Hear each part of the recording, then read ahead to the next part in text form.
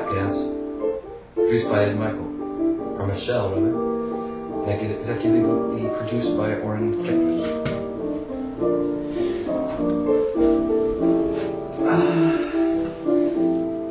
So this is Victoria. My favorite people. Let's see.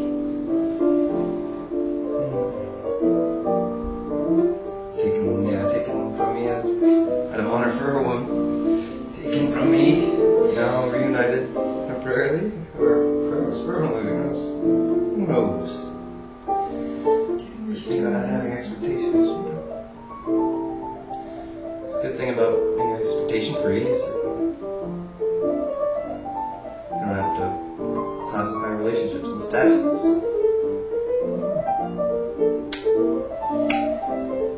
So let's see. We had a nice breakfast this morning, but between us we can come up with something else to talk about other than breakfast. We've been talking about what? At least recently already. We can talk about us, or we can talk about me, or we can talk about you. Or we can talk about the world. teaching, or we can talk about the world, right? We can talk about Africa, we can talk about what do we want to talk about? Well, I discovered something interesting recently because that book is that I'm reading, Mindful Politics. Yes. It's got like the essays written by Thich Nhat Hanh and other Buddhist people. And so like I've been trying to learn more about how to be political but without feeling like I'm opposing the other side, Yes. Because one thing that is a problem is that when people start hating each other, they don't really understand each other. And so there's just so many like nuggets in this book that I'm always like bending the page and folding the page and putting little stars by it and stuff.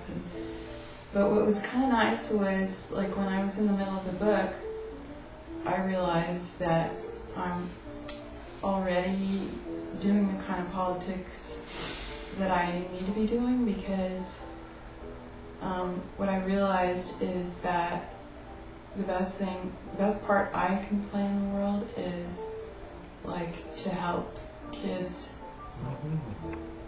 be thinkers and help kids and teach them compassion. That's really important, like to not just teach them school subjects but compassion and I really, if I can teach that, then I don't have anything to worry about because well, it reminds me of a long time ago somebody said, because he was a Republican and I was a Democrat, and he said, it's really unfair of you to try to like take a group of children and influence them with your political views. And I said, oh no, I never do that because whenever I like start to cross that line, I always think about what if I was a parent, would I want anyone teaching my kids what to think? Yeah. Or how to even be on one side or the other. And so what I realized when I was like presenting my curriculum was that if I just teach kids to think and not how to think, teach them how to think and not what to think, that I didn't have to worry about any of that. And if I teach them compassion and I teach them thinking skills, then I don't have to worry about whether they're going to grow up to be a person who adds negativity to the world or positive energy, because if they have compassion, it won't matter if they're Republican or Independent or Democrat, because even if they become my opposing point of view up until the past, if they become a Republican, then whatever compassion that I've taught them and thinking that I've taught them, they're going to take that into the Republican side with them. They'll place it as a priority, right? Because they understand that it's helpful, because they saw it operate in your classroom with their classmates, and it works, and you're successful as a person. So whatever they dislike it, they like it because it works. Because it makes them feel happy and comfortable to be in that kind of environment. Compassion, right? And so let me talk for a little while. Let's Okay. have to be under 10 minutes. It's probably about 2, 3. So yeah, to me, there's that Buddhist book there on politics. It's kind of like a non-dual approach, right? I think that's what you're pointing to, and it's the non-duality. And in my experience, this non-duality can exist in the heart as empathy, which is good and fine, and then it's also going to exist in the mind, right? It's like it's something other than empathy, more like telepathy or something. And so if we can do this such that we don't no longer feel really separated from one another, and that we understand we're all human beings with preferences, and some preferences perhaps in the shape of interest, which can be in conflict because we all have the right to choose different preferences. But understand where the other person's coming from, right? Trust them enough to understand where they're coming from and to empathize with them. That's like the only way to really solving conflicts, right? Because then you can see the big picture, right? Yeah, you have to see the big picture. Good luck walking through the world, right? So yeah, because you have to feel the big picture. Always understand where someone else, they're just their point of view.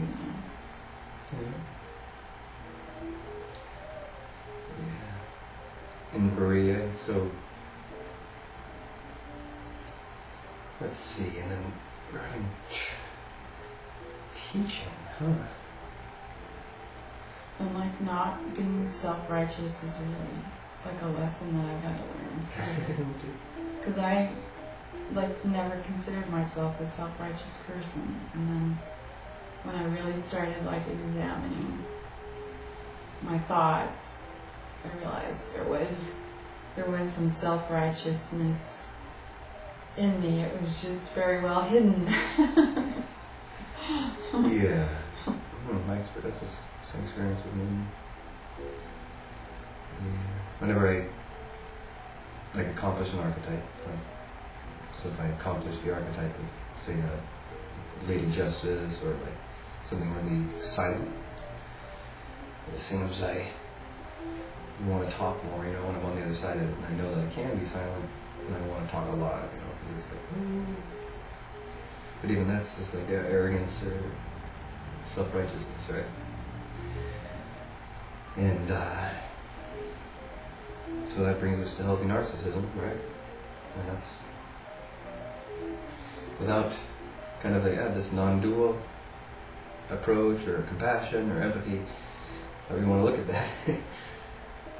You need that in order to assert your needs and your interests effectively and appropriately. Right? So great relationships in which brashness is not a necessity. Don't have to show your teeth.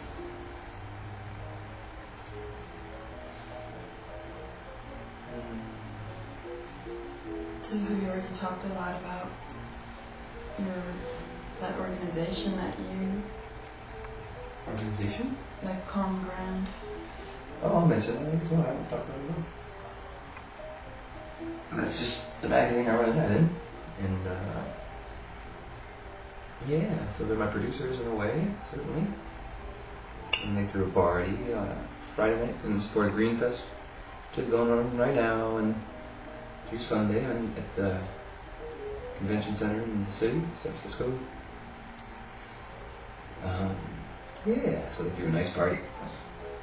And it's a really good time. We integrated the family, kept the family whole.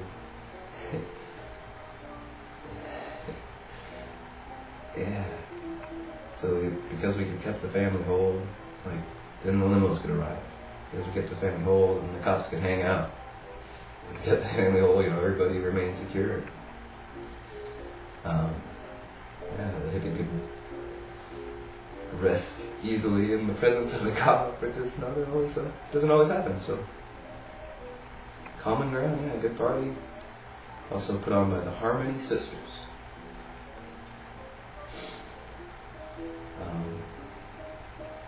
Yeah, I don't know about isolation. Next coming up is people are trying to put together a party called Water Ladies to compliment Burning Man. And we'll see if it happens. The purpose is loosely fit. And look forward to that.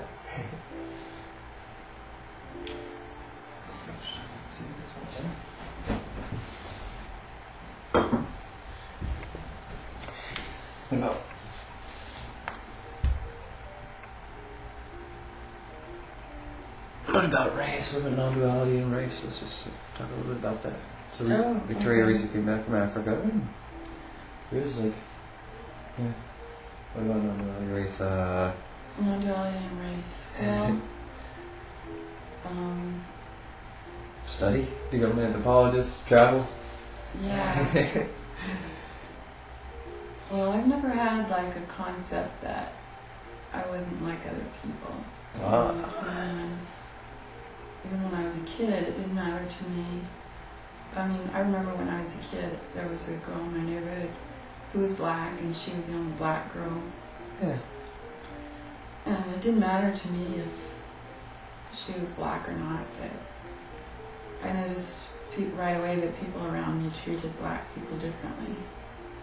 When you were young, right? Yeah, like when no black person was around, they would like talk about niggers and stuff like that. And so I would tell people, not to talk that way, and like how could they think someone would be different just because of the color of their skin. And like even when I was in the 4th grade, I just understood it at that level. So, like, that's a good point. It's kind of a complicated thing because as you grow up, like you have, they say everyone is a little bit racist, or they say everyone has some racism in them. So it's pretty complicated because it is complicated. Like I never could see it in myself. Like I used to think to myself, I don't think I'm racist at all, am I? I can't really. Well, I don't. Maybe a lot of people aren't. I think most people aren't racist, but they're like culturists, right? Or nationalists. It's not so much, right? But I guess every race has like an Eden, right? Every race has an Eden too. And we all have the same Eden too, So, but it doesn't matter. I mean, we're all, as you said, like tied so tightly by the human genome, right? Yeah, well, it just gets so. I mean, if you study times and places where people lived really harmoniously, yes, like it's possible. I mean, you can learn about how to live that way. Yes, indeed. I also fascinated with utopian societies. It's going to escape me now, but it was an Iranian capital in the past. It was where they moved the books of Alexandria, the buildings from which they moved the sacred books of Alexandria to save the ancient knowledge. That stuff was quite a city, quite a utopia. But all utopias seem like, maybe they just move around. Maybe utopia just moves around. Eden just moves around. Well, it's a big world. I mean, it'd be nice if like every continent could have its own utopia. I mean, you could just choose the one you like, Yes. So thanks for joining us. We're over 10 minutes. Peace.